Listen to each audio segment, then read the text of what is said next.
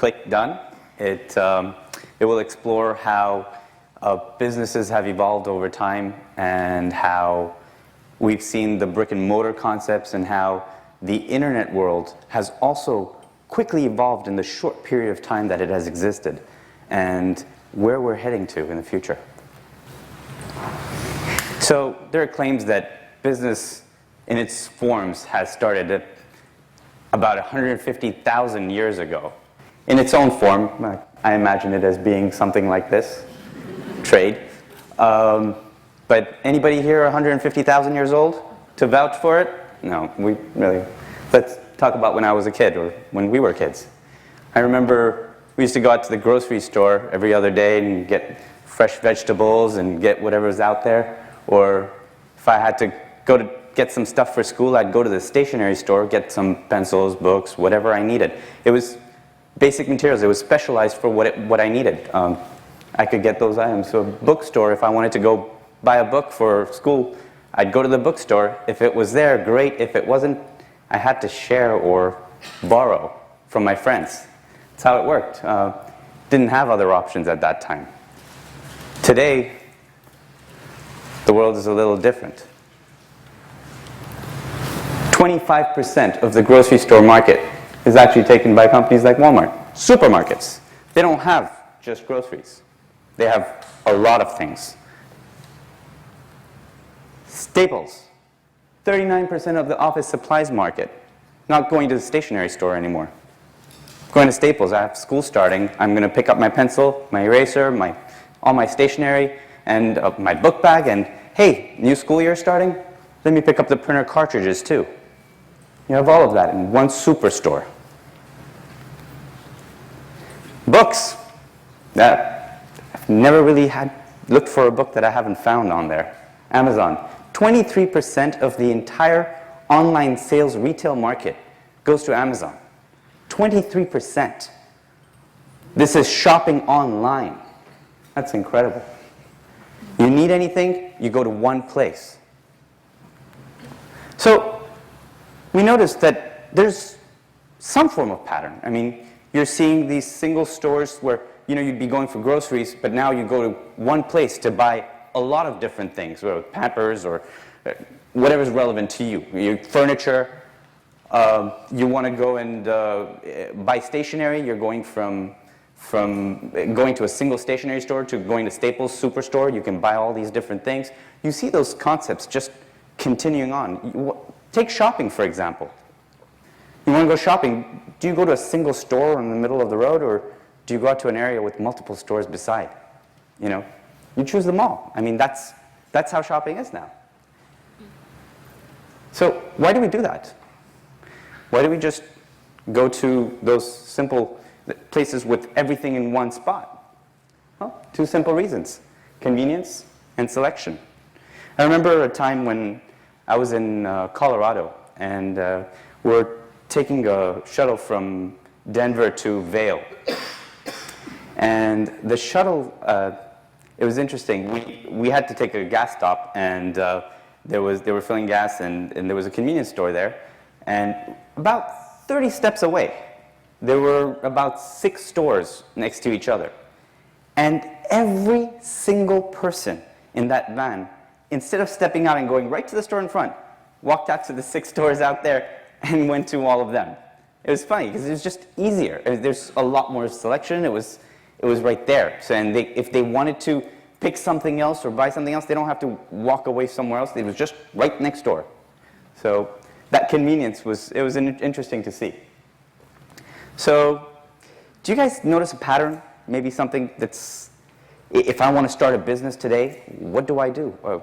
Is there a formula? Is there something I should do? Is there something that makes sense today from the patterns that you've seen, that I've shown?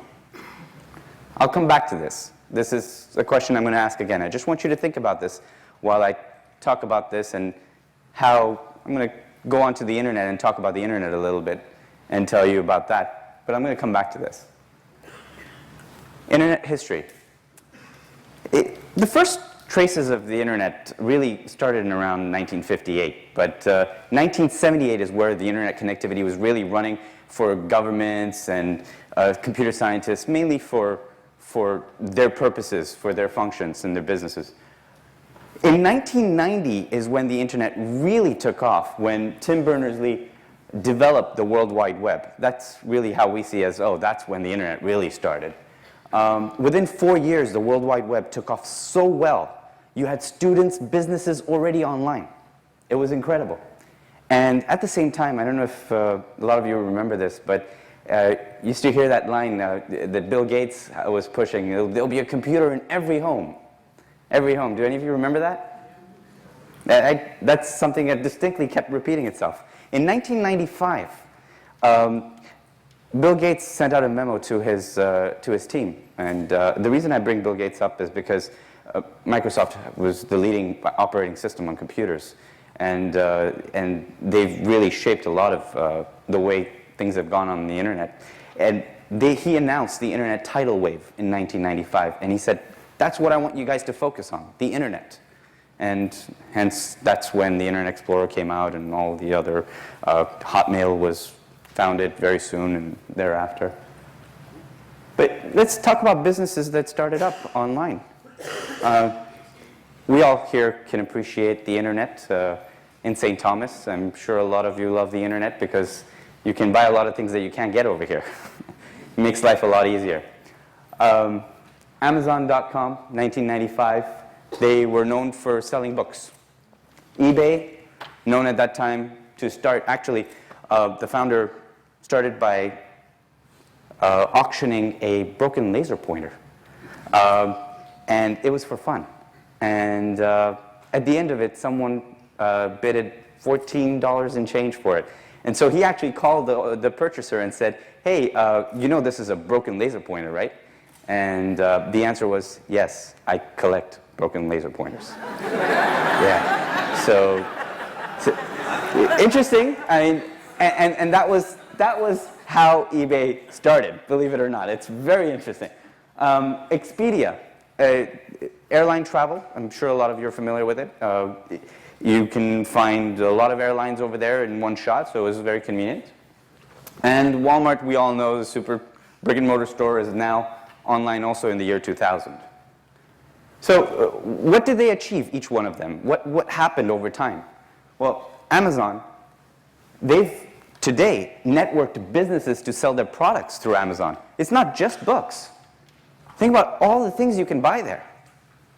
I'm a father of a 2-year-old. I buy my diapers from there.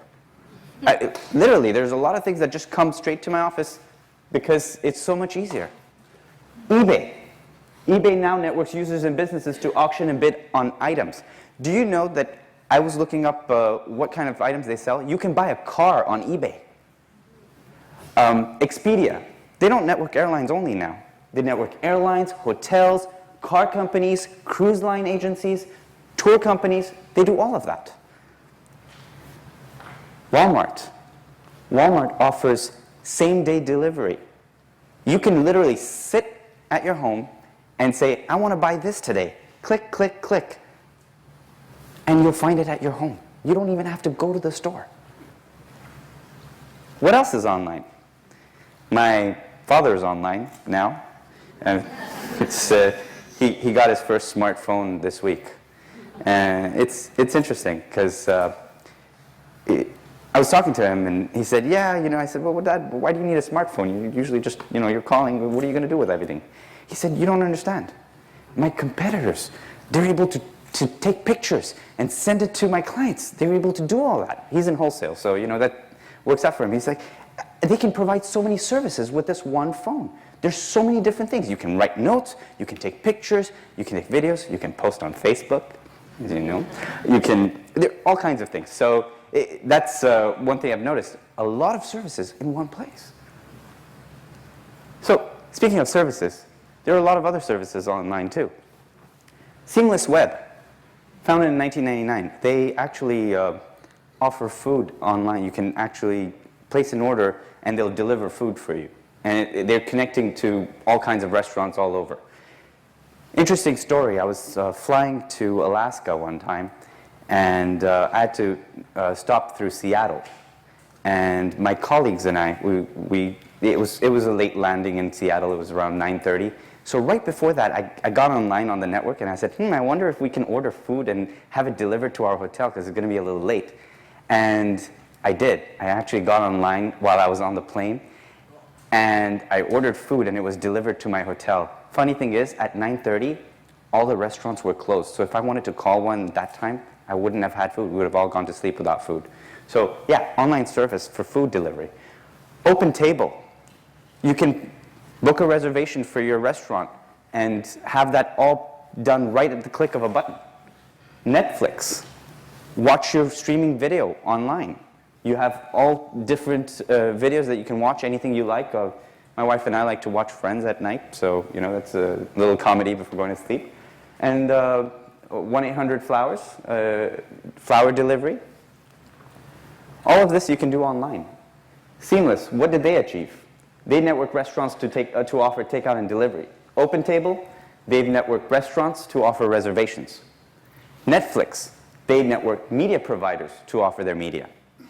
1-800-Flowers networks florists to offer flower delivery worldwide. So you see these patterns. What's the code?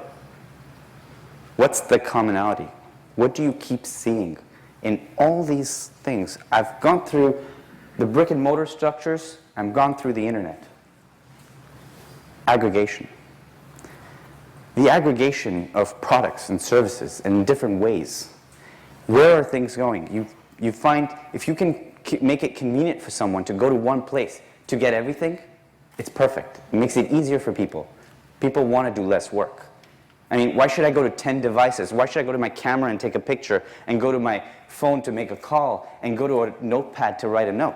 I can do that on my iPhone, on my Samsung Galaxy, whatever you have, your smartphone. So where are we heading to now? It's very interesting. You've noticed that over time there have been an aggregation of products being offered in different varieties. But have you ever seen services aggregated? I want you all to close your eyes for a moment. Everybody close your eyes. And I want you to imagine this. Imagine you're planning a trip, your vacation. You're booking a reservation to your hotel. The hotel sends you a confirmation. In that confirmation, they invite you to one platform that you can access from your cell phone, from your smartphone, from your tablet. You can do it from your laptop. You can do it from your computer. That platform allows you to book your transportation from your airport to your hotel. Click, done. It allows you to browse through a set of restaurants, to choose Italian today, great. Click, done. It allows you to plan, hey, I want to go out on a catamaran on Sundays when I'm there on that vacation spot. Click, done. It allows you to book your nice spa service that afternoon. Click, done. Now imagine yourselves going to that destination and having all that ready for you, ready to enjoy. And as you finish your spa service, you get a text message reminding you that you have a dinner reservation. Do you want any transportation? Click 1, done.